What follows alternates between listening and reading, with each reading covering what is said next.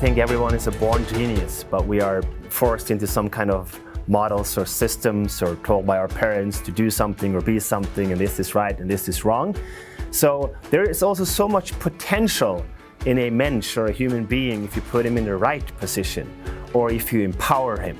So leadership is about empowering people, and then you can build or train them skills that they can, rise to some other new skill or creativity. There is no one authentic self. It's more about a permanent reinventing of the roles that you play, getting closer to the roles that you play in your life. And by that, it is about a higher self-awareness. One of the biggest problems that I see amongst leaders around the world is that they lack self-awareness. We do a financial audit, but we do not do a self-audit. How do I come across? What am I good at? What am I not good at? We continuously overestimate our own skills. And that's one of the biggest problems in leadership, is that we do so. Because it's very difficult to get down from the throne and say that I don't get it. That's vulnerability. But again, if you're vulnerable, you open up for some wonderful things. This is what makes you come across as a likable person. This is where people start to trust you, and you can build relationships. You figure out what you're good at, and you surround yourself with people that compensate your shortcomings, help you practice and foster your excellence in the fields that you're good at. And this builds relationship, and this makes it real. If you do so, you will take the one person on the left and the one person on the right, take their hands and guide them through chaos and all the things that are ahead of us. And that makes you real. Show your feeling, your openness, get out of being so goddamn important all the time. People are in their roles and they're in their hierarchies and they want to be important. If you get out of that mode, it'll become natural. People will like you, and that's what we call authenticity. It's not definable as one eye, it's a void, but it's about continuously reinventing yourself and the roles that you have in your life.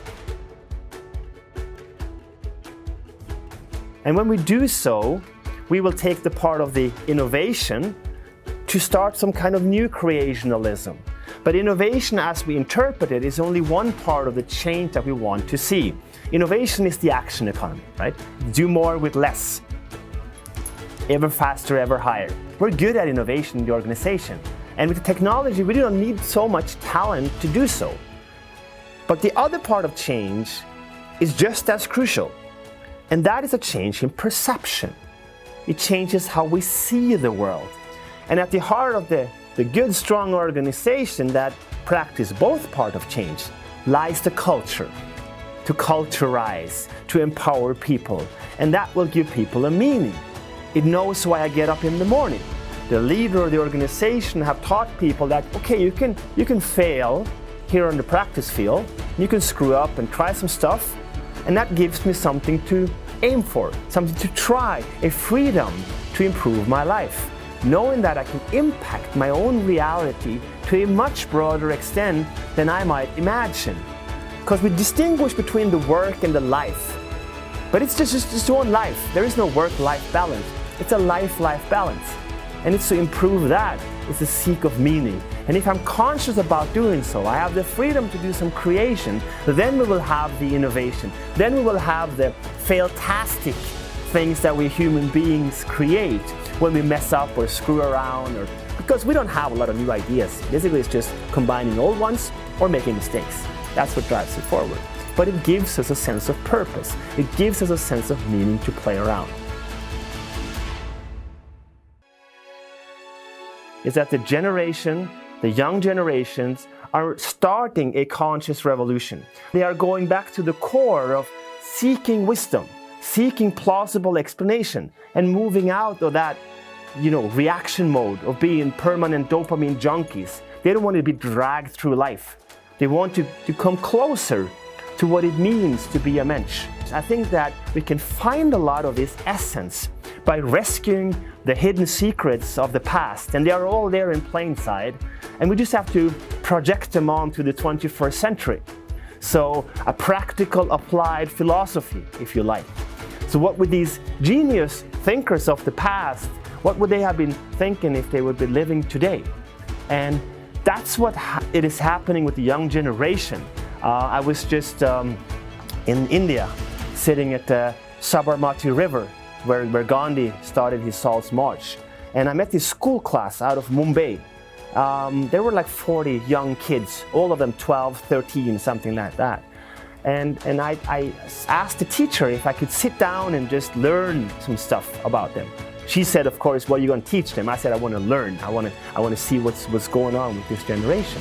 And they had their WhatsApp and their technologies and what have you. And I asked them all these philosophical questions.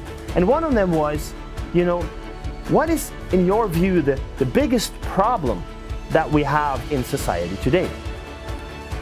And this one boy, Imran, he raised his hand and he said, Uncle, the biggest problem in the world today is our ego. And I was like, oh. And this is maybe something cultural, but he went on to take an approach that he did not want a Ferrari.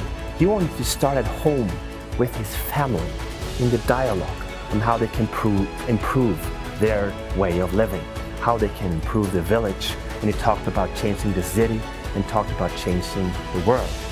And that's the change. This is the conscious small step that is the essence of improving our life. No radical changes, but small conscious steps.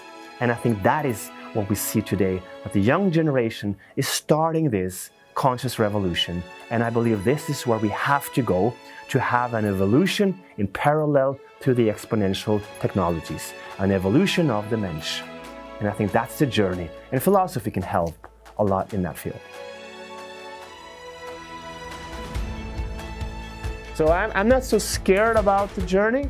I don't think we will get to that dystopian scenario, but still we have to create a future that we want to live in. And that has to be a conscious step. So we need to focus on having this conscious revolution, if you like, where we don't go into the evolution of technology, but we distinguish the evolution of technology and the evolution of the mensch.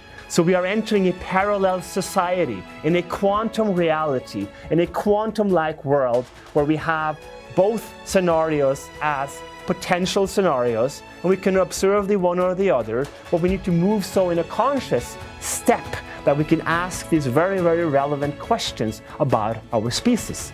Because what we don't get is the difference between revolution and reaction. We think it's a revolution, but it is actually the reaction. So when we are experiencing the reaction to an old technological revolution, we are starting to cope with how to change it. In previous paradigms, we had time to figure it out. Today we don't. So we have to understand today that we are moving into a knowledge society. We are handing over our authorities to the algorithms. And this is a completely new paradigm that we have never seen before. And this is why the old models that we have applied are not working. The old models and the systems are breaking down. Because in the knowledge society, where we have machine-generated trust and transparency and instant access, and maybe supported by some uploaded whatever, then we become these zombies. Because knowledge is not understanding. So what we need to do is to start to work on how we can move into a society of understanding.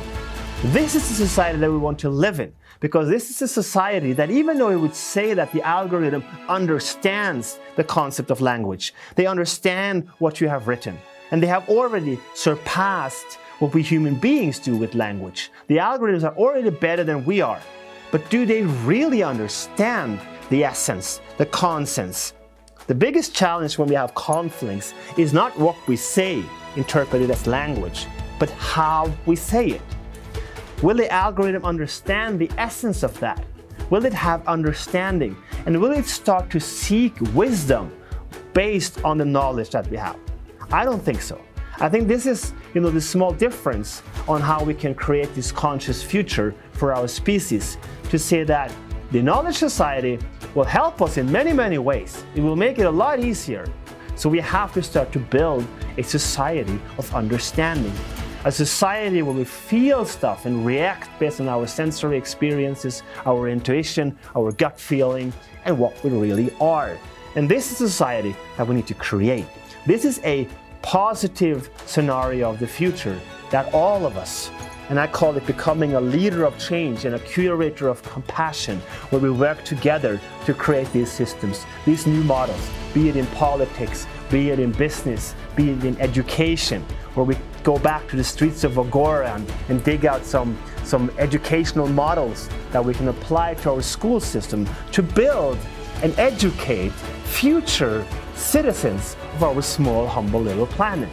And for that, we need philosophical methodologies. We need to do more about how we cope together, our feelings and openness. And with that, we can create this society of understanding. If we do so, I'm very positive about the future. But again, it is not deterministic. We have to create it. All of us, you and I, have to start doing it and just becoming a little bit conscious and a little bit more aware of what we're doing today. But the core essence is we will move on as a species and create something wonderful for the mensch of being a human being, because this is what it's all about. The business world or whatever makes no sense without the mensch. So it's about the mensch and the technology hand in hand on a parallel society, on a parallel evolution. Just because we can does not mean we should or have to do. That's what we need to work on.